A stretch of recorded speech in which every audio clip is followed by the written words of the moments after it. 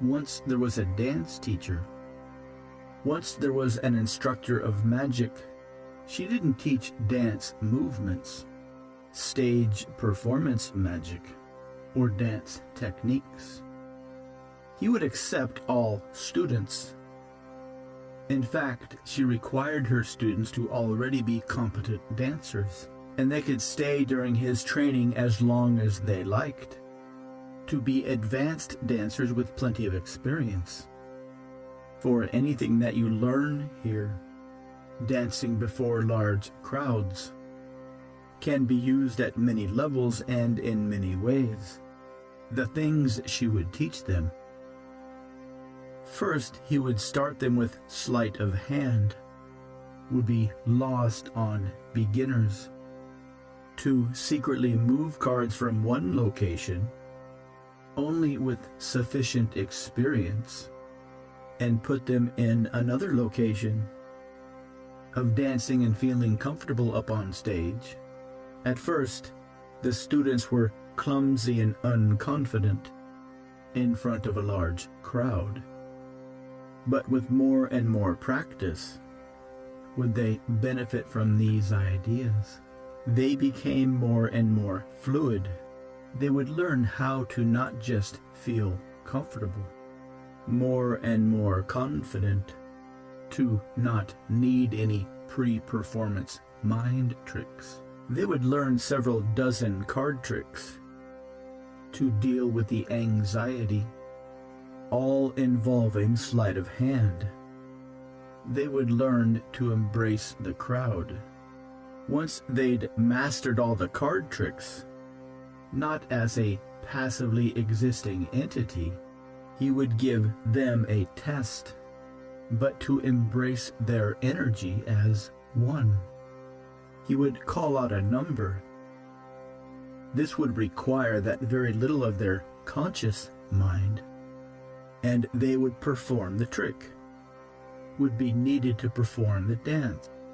The objective was to train in the trick. They would need to be so practiced to a level of unconscious competence that they would be able to dance automatically, so they did not need their conscious mind. Your movements and interactions governed to perform the trick by your unconscious mind. They could do magic and their conscious mind with your unconscious mind. Would be focused on the singular crowd entity. Once they'd passed this basic level, the organism that is appreciating the beauty, they would move on to the next. That can only exist within the ancient laws of trade, of telling hypnotic stories, ancient molecules sharing electrons while doing tricks, trading energy for energy, hypnotic stories that would mesmerize the audience, multiple-celled organisms sharing a division of labor, and take them to wonderful places, trading energy for energy, to give them an experience of a lifetime, animals and their natural habitat, while their conscious mind would be trying to pay attention, trading energy for energy. Their unconscious would be traveling to many wonderful places, buyers and sellers of goods, where you can remember your most wonderful dreams, exchanging money energy for production energy, where you can imagine your ideal future. To be a highly skilled dancer, where you can imagine your most delicious meal, performing up on stage, the happiest and warmest smile you've ever seen.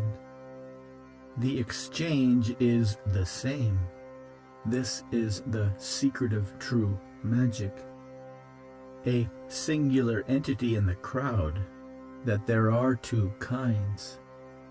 A singular entity up on stage, the magic that you see with your eyes and hear with your ears.